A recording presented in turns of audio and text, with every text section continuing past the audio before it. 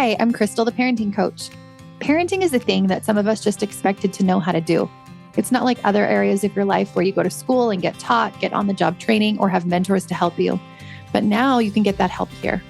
I believe that your relationship with your children is one of the most important aspects of your life and the best way that you can make a positive impact on the world and on the future. I've made parental relationships my life study, and I use life coaching tools, emotional wellness tools, and connection-based parenting to build amazing relationships between parents and their children. If you want an even better relationship with your child, this podcast will help you. Take my parenting quiz at the link in the show notes. Once we know what your parenting style is, we will send some tips tailored to you and a roadmap to help you get the most out of my podcast. Connection for Dads with Tal Eyre. Dads can connect to their kids in an amazing way and teach and lead and guide through that connection. Join Tal and I on the podcast this week as we talk about his new book, Dad Mode, self-connection, connection with kids, and more. In December 2011, Anita and Tal welcomed their daughter Annina into their family, and Dad Mode was officially activated. Tal went on to earn a Master of Applied Positive Psychology at the University of Pennsylvania and then applied his learnings with his family and is a Swiss-based leader in global business development. Through it all, Tal's highest priority has remained his family, and Dad Mode reveals some of his key learnings along the way. Tal and his family live in the Swiss Alps. Today, you'll hear about self-connection and shadow work and how they're at the center of increasing our connection with our kids, the 4 parenting styles and how connection helps you maintain healthy relationships, teaching our children through our own failures and imperfections. This is probably my favorite part. Also, I'm going to define what connection-based parenting means to me and why I feel like it's so important. We're also going to talk about dropping permissiveness, dropping yelling and coercion, and parenting instead with love while still maintaining boundaries. Hello, everybody. Welcome to the Parenting Coach Podcast with Crystal. I am excited again for this episode. I'll tell you a little bit about it. I mean, you probably already listened to the intro, but the reason that I'm excited for this is because I've been coaching a lot of dads and couples over the last while, and I just really feel like there's not a lot of information out there for dads. There's a lot of moms speaking in this space. There's a lot of moms speaking to moms. And I try to pull in dads as often as I can, but there's just not a lot of information there. And so I came across today's guest today just on Instagram and was like, "Yep, this is who I need to bring in. This is the voice in this space." And so this is a perfect episode for you if you feel like you would like your partner to learn a little bit more about connection in parenting, specifically about parenting maybe in a different way than maybe has been passed down to you. And it's a great episode to listen together with you and your partner so you can kind of have some conversations about what we're going to talk about today. So without further ado, I'll introduce you to Tal Eyre. I'll actually have you go ahead and just tell us a little bit about yourself. All right, Crystal, thanks so much for having me on. I've heard some of your work, some of the podcasts, and I'm so excited to talk with you about some of this stuff. So, my name's Tal Eyre. I live in Switzerland. I live in the Swiss Alps. Married to Anita Eyre, and we have a 12-year-old daughter. We absolutely love it here. You can imagine if you're thinking about Switzerland, the little goats running around with their little bells on them and the yodeling and all that and the cheese. It's all the real deal. And, okay. I did not know that you lived in Switzerland. I saw some of your pictures and read some of your stuff. And this is so fascinating. Switzerland is one of the places we didn't get to when we were just traveling around the world. Oh. And we were really sad about it because all of my kids wanted to go, but we didn't bring our winter gear and it was getting a little too cold that time in Europe. And we needed to go over to Southeast Asia so we could stay in kind of the warm zone for us. So we really want to come back. And my kids, one of their favorite all-time books is Heidi. And they're always like up in the mountains with the goats. Anyways, so yes, Switzerland just sounds lovely. That's it. We live in Heidi land. Like it's like 10 minutes down the road. Like that's awesome. It's amazing. So we invite you and your family to join us. It would be amazing. We will. So, yeah. Yes. We'll get there. We'll get there one day. So tell me a little bit about what you do. So my story is interesting because I was actually born into this whole parenting thing. So my parents have written over 50 books on the topic of parenting and life balance and other things like that, including one of them was a #1 New York Times bestseller. It was called Teaching Your Children Values.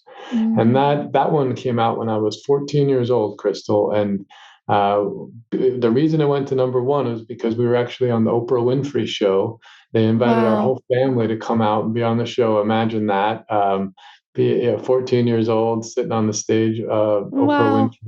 Winfrey's show, and we had this great opportunity, great experience with her. She was amazing, and right after the show aired, it just went to #1 on the New York Times bestseller list. So ever since then, my parents have gone around doing other book tours, and they've really their mission is to strengthen families. And I saw the power of that, and I said, I want to put myself in the ring. I want to see if I can get Hmm. this going as well. So I did a master's degree at the University of Pennsylvania in positive psychology, and Hmm. really really enjoyed that. And as the capstone of that project, or that master's program, I wrote a book proposal, and it was called "Flourishing Families."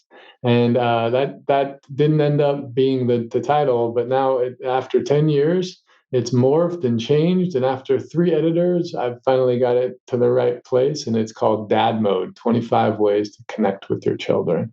So that's a little bit of my story, of how I got into this space.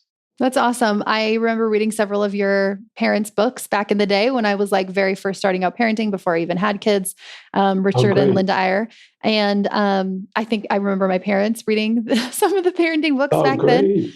Great. So you got into this probably before you even had your daughter then, right? Because Yes, she's yes. 12. I would go on book tours with my parents sometimes, and I got to learn how to kind of do that and go on TV or go on a radio Hmm. show. So it was fun. Yeah. Yeah. So before you even had her, were you interested in this parenting sphere? Was this kind of something you were interested in kind of talking more about and learning more about? Yes, yes. I think if you're sort of raised in that culture, and you see the power that this can have, and the passion behind it. And what I love about my parents is they were practicing what they talked about in their books or wrote about in their Hmm. books, and not to say they got it all right. In fact, the definition of dad mode, actually, if I could read that, Yeah, read it.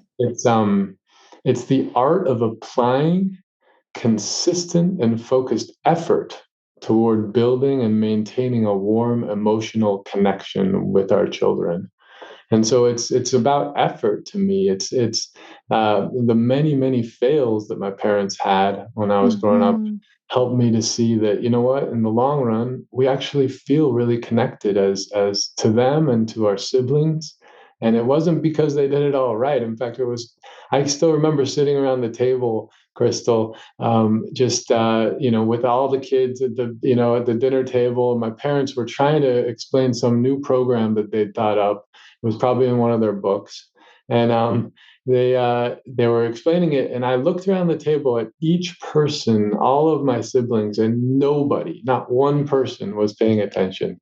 And I thought, why do they even try? Like, what are they doing? Like, Mm, nobody's listening. But mm, somehow it was more about their efforts, and maybe that program didn't work, but a few things mhm, did stick with us. And we are all trying to sort of do our own parenting now, and our own mhm. sort of create our good stories ourselves now. So that Yeah. connection is there. And it wasn't because they were amazing always, it was Yeah. because there was a lot of failure. Yeah, I want to point that, like, really stay on that point for a minute, because I think a lot of times when we get into this modality of like parenting differently than has been passed down to us in the past, Yes. that we think that Yes. means perfect, that we think we have to never yell at our kids, that we never lose our cool, that we always know exactly the answer and how to respond in every situation. And like, that's the new way of parenting. And like, no, no, no, no. That's never been the way of parenting. And that's not now. And I think it is like imperfect parenting and showing your children that you do make a lot of mistakes and how to move through that and how to reconnect Yes. and how to just be a human within your parenting. And I can relate to your story because my kids, the last thing they want to talk about is life coaching or emotions. Like, I even say an emotion word and they're like, "Don't life coach me." And I'm like, I just said sad. Like normal people also say sad. But the other day, one of my kids, my 15-year-old son, he was watching a commercial and he came to me and he was just like, oh my goodness, mom, like, I think you've ruined me. He's like, I was watching this commercial and all I could think of was how the guy just really had a lack mindset and he just needed to feel a lot better about himself and his life and his ability to like make money and like that would change his life. And he was like, oh, I didn't even want to think that, but it just like came. So I thought, Oh, that's even perfect. though they make it seem like nothing comes through to them, I think that they're still learning and growing and they're steeped in that culture. So, so I love that you So kind well of went said. with So well that. said. Tell me Yes, a little yes. bit about your own parenting journey. Like before writing this book, how was parenting for you? Well, I kind of had the book in mind throughout because it's my daughter's 12 now, but I have to tell you, it's a beast, you know. It's you go into it and you think that, oh, I'm not going to do those things or I'm not going to do those things. Mm-hmm. But I loved what you said about I call them pathways or trails. And we grew up in this culture where we don't even realize that it's going to subconsciously and consciously be how we are going to enter into things, and we have to consciously blaze new trails. And I think Mm-hmm. that's the thread that goes through my entire book, actually, Crystal, is I'm basically saying to dads, like, hey, let's look at a new way. And is this a place to blaze a new trail? Because we need a lot of times we're not even aware of it, but we have to think about connection in such a strong way. And most of the Mm-hmm. time we're blazing new trails with that. Yeah, it is usually, I think that it doesn't come to us very automatically, especially if we were parented in a different way. My parents were the ones who got me into this parenting sphere also, but it was after I was grown, having my own kids. They were still parenting kids at home because we have a large family. And they kind of said, like, we really didn't love how we did it here. And like, this is a new way and a different way. And we're going to try to transition to this. And here's some books you can read about it. And Ah, it was lovely. My kids were toddlers at the time. And I was like, yeah, this is awesome. But not reading the book wasn't the thing that helped, right? I read the book and was like, yeah, I believe this philosophy, but you have to so intentionally work on those things and kind of make it part of you. yes, And it doesn't come naturally because it's so opposite. Often, yes. at least for me, it was completely opposite with how my parents raised me. It was very, very different. And so it was really hard to even know how to do it. Like, what does this actually look like day to day? So tell me about dad mode for you. Like, what is that parenting with connection? What does that look like for you in your book? Yeah, so just hearing you, I actually I want to know what your definition of parenting with connection is. But I'll Hmm. answer your question, then I want you to Yeah. answer mine because I want to Yeah. learn from you. But I would say that I approach it like dads are a special group, right? We kind of want to tinker around and figure things out on our own, but we're okay with some help here and there, whatever. But what I tried to do is be aware of dads when I was writing this book, and basically put together my greatest hits, my favorite things from positive psychology and my personal experience, and then just 25 ways to connect. So each one's a 5 to 15 minute meditation on a concept that I find really important.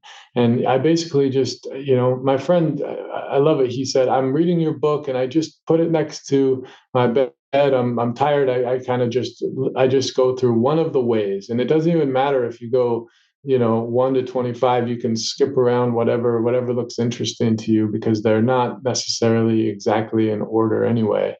But it's basically ways to connect and also ways to reconnect and ways to stay connected, to create a culture of connection. And that's basically the book. And Yeah. yeah, so now I want to know from you what Yeah. I just wrote a book on connection, but I feel like I'm still learning a ton about Hmm. what connection and family really is. And I'd love for you to explain. You said something before we started that Hmm. piqued my interest. What is like parenting connection for you? Yeah. So I call it connection based parenting because I feel like that's just the best word for it. when I first found out about this parenting style years ago, like I said, my kids were like toddlers. The very first book I read was Dr. Gordon Neufeld's book, Hold On to Your Kids. And it's all about attachment. And so read it, loved it, but also feel like I failed at implementing it for like the next decade. Started following a lot of people, reading a lot of things. I even went to courses and stuff. And for me, it meant connection comes first. So relationship matters most, more than anything else, more than trying to get my kid to do or say what I want them to do. It's like the relationship is the focal point. And that when you have what I now know as a secure attachment with your child, they want to be close to you. They want to learn from you. They want to be like you. They feel safe and seen. They feel soothed by you when they have a hard time. You can co-regulate with them. They can rest in your care. Like that's what secure attachment is.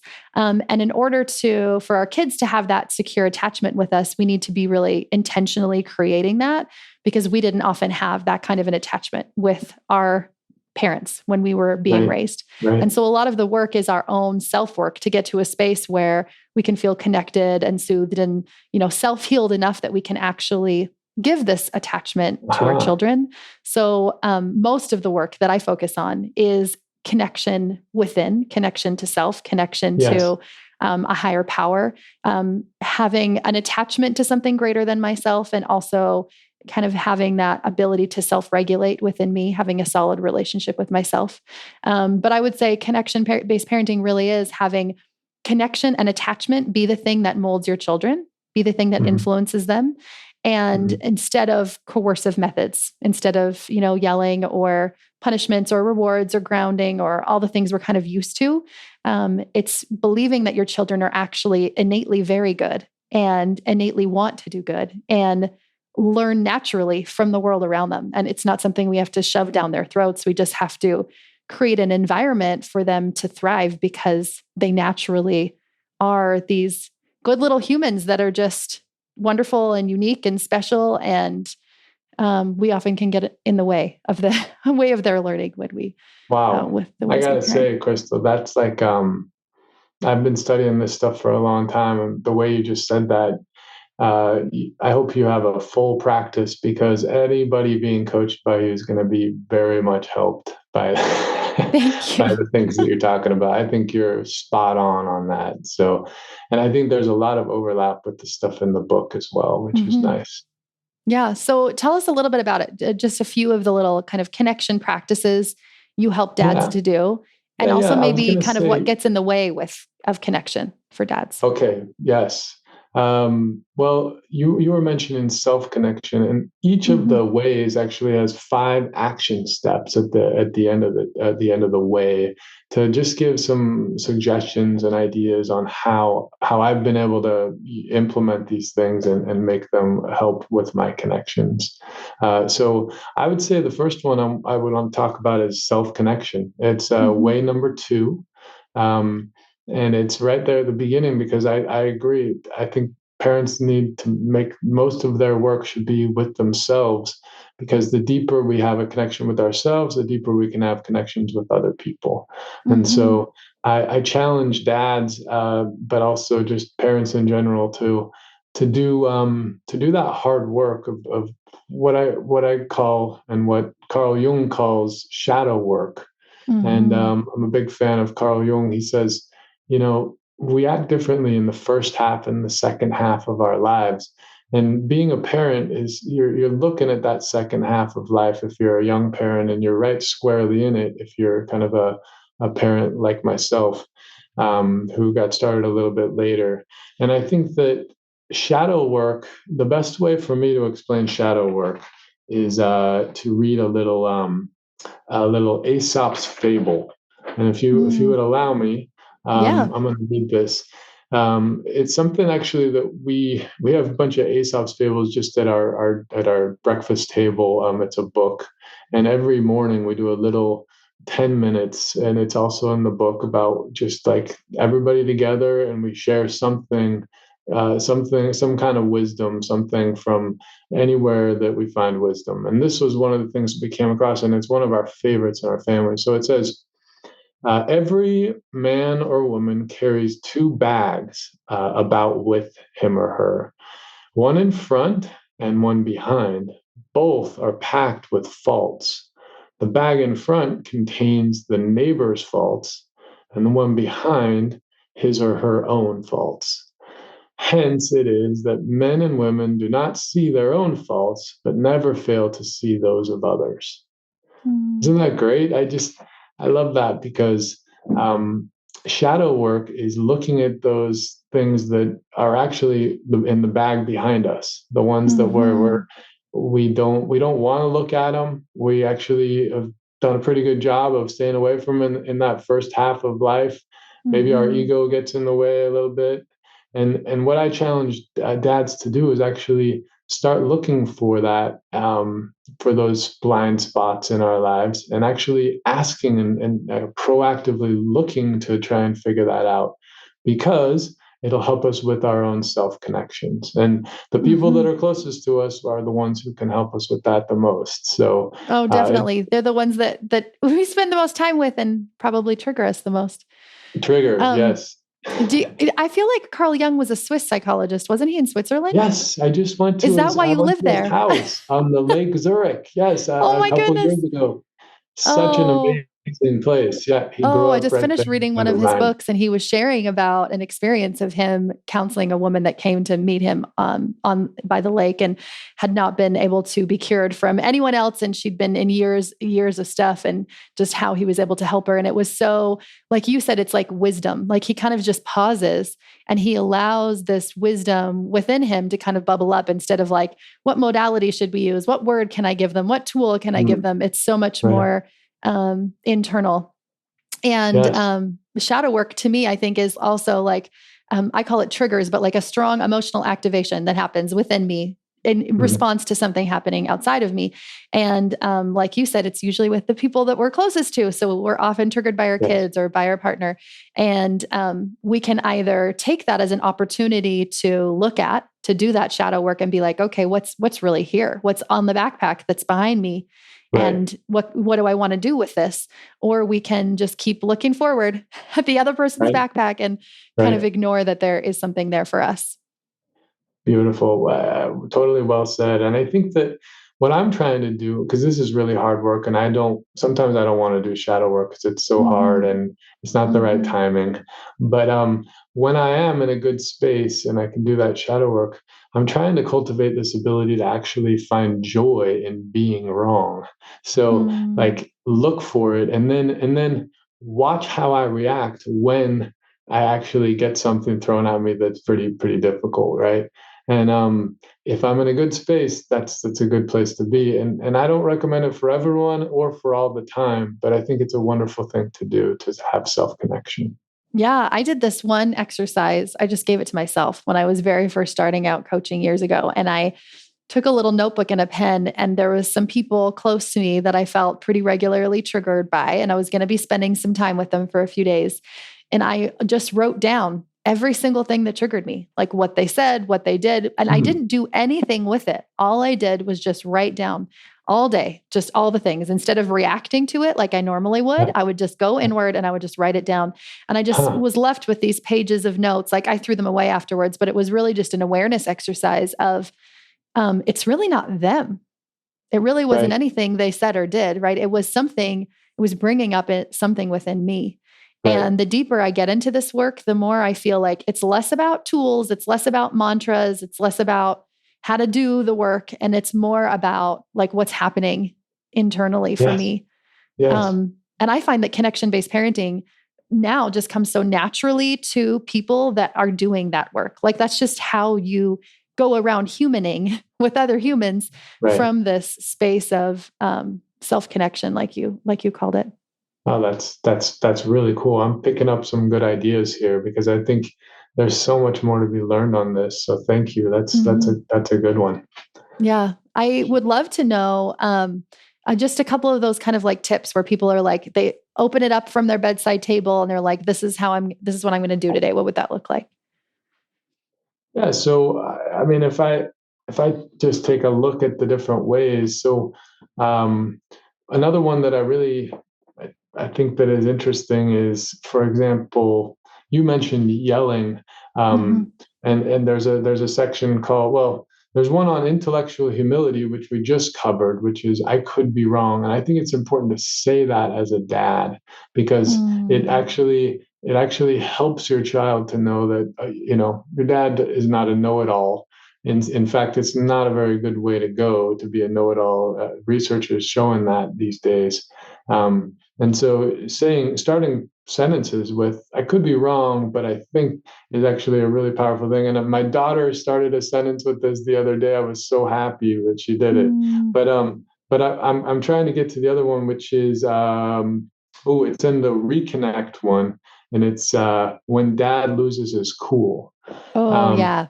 and I think that's a really powerful story. Like, a lot of the guys that read the book say that one was important for them, because we all lose our temper, we all lose our cool, and it gives some powerful ways to actually to do that. So what we've done is, I've got a great illustrator. He's a Brazilian guy named Bernardo França, and he drew an image of a volcano with a dad inside of the volcano. And so what we do is, this comes actually from Dan Siegel's work from Parenting from the Inside Out and other books, but Yeah. it helps kids to think about the image of a volcano, because you can say, hey, I say to my daughter, hey, Annina, I was in the green, but I'm kind of going into yellow, and I could get to an eruption. I've had a long day. I am a little bit hungry right now, and I just need to let you know that, because I don't want to have an eruption. And that helps her to visualize, okay, that my dad's having a little bit of a hard time. Maybe I'll be aware of that, but also it helps me, most importantly, like we've been talking about, to regulate my emotions and to not lose my cool. And then if I do, which I do sometimes, then I try and give it at least 20 minutes to kind of cool down before I go into anything else, because the power of bad is really powerful, and it really has an impact on our kids. And if we can eliminate the amount of times we lose our cool, we're going to be in a better space. Yeah. And I think, I have a lot to say about that, but yeah, years ago, I remember hearing, I don't know if it was Dan Siegel or somebody, and they use this imagery of red light, green light, yellow light. And so I always use in my mind, and with my clients also, red zone, green zone, yellow zone. Cause for me, I'm like, it's kind of this zone space where I'm like in the green, and then I kind of move to the yellow, and then sometimes I move to the red. And Yeah. even just noticing how I feel inside, and even pausing and like talking to your daughter about that isn't telling her, it's kind of helping her see, like, it's not about you. Right. This is something Yeah. happening with me. It's not you. And then it also gives us that space and that time to go and like pause and step away. Because if I can go pause and step away in the yellow, I'm much more likely to not, get to that red space where I'm reacting in a way that I'm Right. going to regret and is going to cause harm. And we are going to all respond from the red sometimes. We are human, and that will happen. And having kind of verbiage to be able to talk to our kids about it and to come back again and reconnect and say, again, like, this wasn't about you. This is what was happening within me. It wasn't okay that I responded this way. It might have made you feel this way. And I'm going to try again, and I'm going to keep trying. And to me, that's the most beautiful thing that we get to teach our kids, right? Is actually showing them how that looks like in real life. That's great. I love it. Yeah. Okay. So one last question. I want to talk a little bit about maybe dads who kind of have a mentality of, I actually think the way my parents did it was great. I thought that, yelling or spanking or force or coercion, like, I turned out fine, like, so it's okay kind of thing. And maybe aren't so on board with connection running things within parenting, because they might feel like kids will just grow up really entitled or not learn respect or whatever. What would you say to that? Or how do you help people through that? That's a good question. I think that I tend to do that as well at times, so I can relate with them. I can relate, but I also think that writing this book has been such a good experience, because it's been helpful to just sort of dive into these things more and realize the importance of being proactive about these things. So I would basically say to them, one of the things that I say is that I cover the 4 parenting styles in the book. And you're probably familiar with Diane Baumrind. In 1967, she started writing these parenting styles. One is authoritarian, and that is because I said so type of Mm-hmm. responses when your parent does something. Then you have the authoritative, which is also really interesting, and the one that I prefer, and I think is very important because it's supportive, meaning loving and warm, but also demanding at the same time. And so I try and throughout the entire book, I try as kind of like a little thread throughout the book that if we can be more, I tend to be more permissive, which is the next one, which is very, Mm-hmm. very supportive, but not very demanding. And then Mm-hmm. there's the neglectful parents who are really neither of those things. And I think that if you're looking at this sort of quadrant, which is also in the book, it's powerful for coaches and for parents to be authoritative and to Mm-hmm. just to have that combination of warmth with demanding that they do something or setting boundaries, right? And Mm-hmm. so I think that if dads, if I could tell them that, I think that might help them with their behavior with their kids a little bit. And maybe if their parents did exactly that, then that's great. But I think that there's always room for improvement. We want every child. I think every child, every generation should raise the water line, and we should become better and better along the way. So I'm hoping that my daughter will raise the water line from where we are. Mm. So Oh, hopefully me that too. answers your question. Yeah, it does. I think one of my favorite quotes, and I've never been able to figure out who said this, is firm boundaries loosely held. And for me, that's the goal is like we don't have to stick to it just because I said so. We can actually question and be like, is this a boundary I want to keep? Yes. Is this Well actual, said. like, for me, boundaries are physical and emotional safety. We have a lot of rules in our house and it's easy to just kind of overrule versus this idea of firm boundaries loosely held. Like, which ones are physical and emotional boundaries that I want to hold, and that we can hold those in firm ways without being unkind, without being disrespectful, without, getting Yes. into the red zone. And I think that that's kind of what we sometimes mix up. We're like, well, we have to either be permissive or we have to be authoritarian. Like, those are the only Right. two options. And for me, connection-based parenting is in the center of that spectrum. It's in the knowing that my child is learning from me, knowing that they're going Mm. to learn through how I role model more than anything else. And also taking opportunities to teach and to guide, but to know that most of it's going to come through our relationship and being able to have those boundaries also, but not enforcing them in ways that are more coercive, like we lean to, or permissive, where we're just like, okay, that's fine. You can do whatever you want. And I think Yeah. it's a tricky balance. I often think of standing on the center of a teeter totter and standing on the very center of it and just like trying to balance this teeter totter is actually the hardest, right? It's easy to be on one side and just be bouncing up and down. It's easy to be on the Right. other side and bouncing up and down. But being in that center space of balancing both, and also holding space for yourself and for what's happening inside of you is, I think takes a lot more intention and a lot more effort.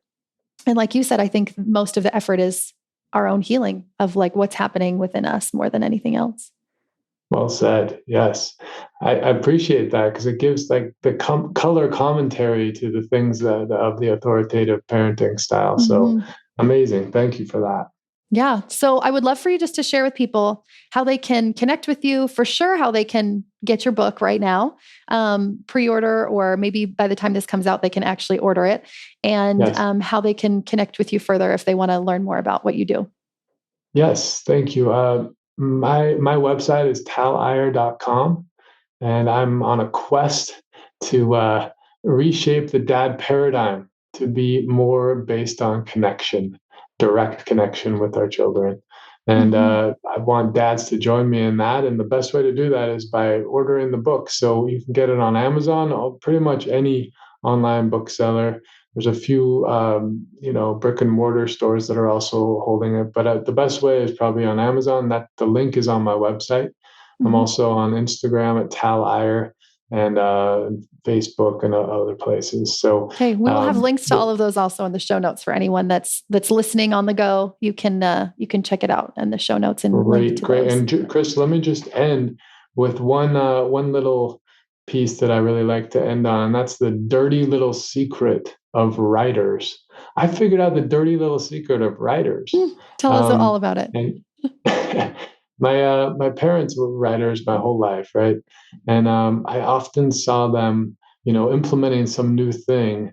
Maybe they're teaching us responsibility, and then I see that a few weeks later they're promoting their book, Teaching Children Responsibility. And Mm-hmm. so I think writers really are writing to figure out their own stuff. Mm. And I think that I want to challenge the listeners today to become writers themselves.